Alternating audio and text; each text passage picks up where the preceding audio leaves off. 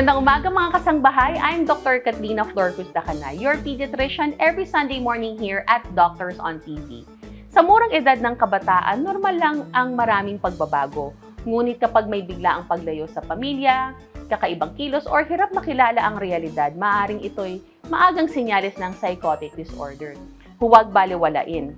Ang maagap na pagkilala at paggabay ay makakapagligtas sa kinabukasan ng ating mga anak.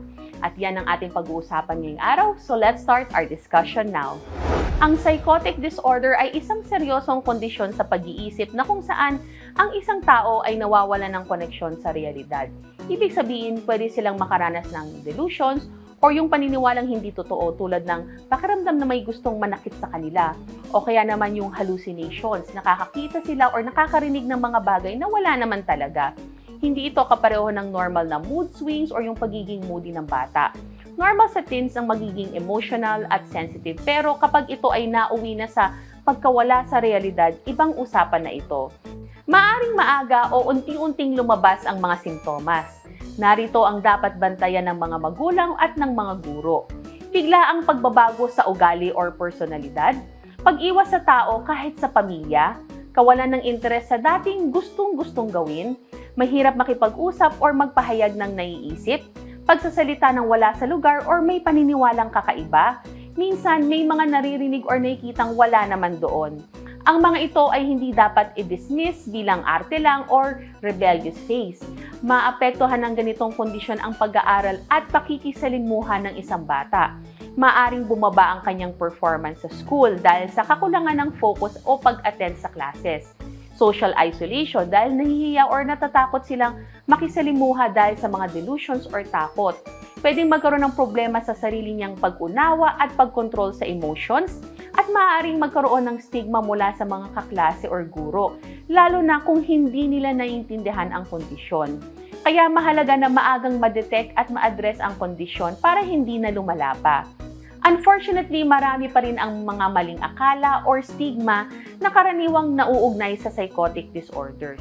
Hindi po totoo na ang batang may psychotic disorder ay baliw o hilaw pa ang pag-iisip, na ito ay kasalanan ng magulang or nung nagpalaki, at na ito ay hindi na magagamot. Ang psychotic disorders ay medical condition at may evidence-based treatments. Kailangan lang ng tamang suporta, pag-unawa at access sa mental health services.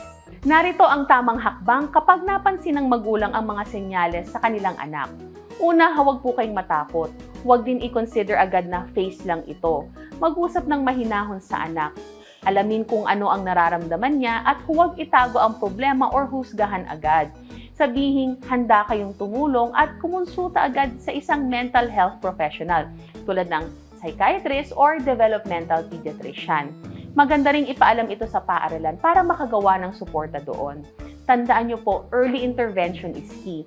Ang agarang konsultasyon sa doktor or mental health professional ay napaka-importante. Mas maagang maagapan ang kondisyon, mas maganda ang outcomes.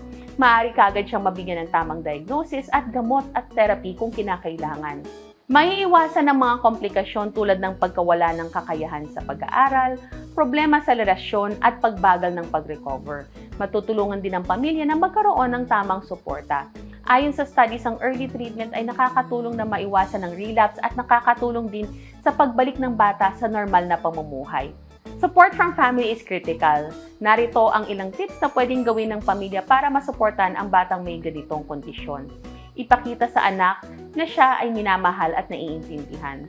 Magbasa at mag-research tungkol sa kondisyon. Makinig sa bata, dapat walang judgment. Sumama po kayo sa check-up or therapy at encourage open conversations. Iwasan yung pressure at comparison sa ibang bata at iwasan yung mga salitang baliw, weird, or iba pang stigmatizing words. And safe and loving environment ay napaka-important na makatulong sa recovery. Mommies, daddies at mga guro, kung may napapansin kayong kakaiba sa asal or kilos ng inyong anak or estudyante, huwag po nating baliwalain. Ang psychotic disorder ay hindi katapusan ng mundo. Sa tamang gabay, pagmamahal at medical support, ang kabataan ay may malaking chance na makarecover at makabalik sa kanilang pang-araw-araw na buhay ng may pag-asa at lakas ng loob. And that's it mga kasangbahay. Sana ay marami kayong natutunan sa araw na ito. And as always, please consult your pediatrician for your baby's health. Thank you again for watching today's episode. Again, I'm Dr. Katrina Flor Cruz Dacana. You can contact me through the following: Facebook and YouTube channel, Dr. Katrina Flor Cruz, Instagram and TikTok, katrinaMD.ph. See you everyone in our next episode.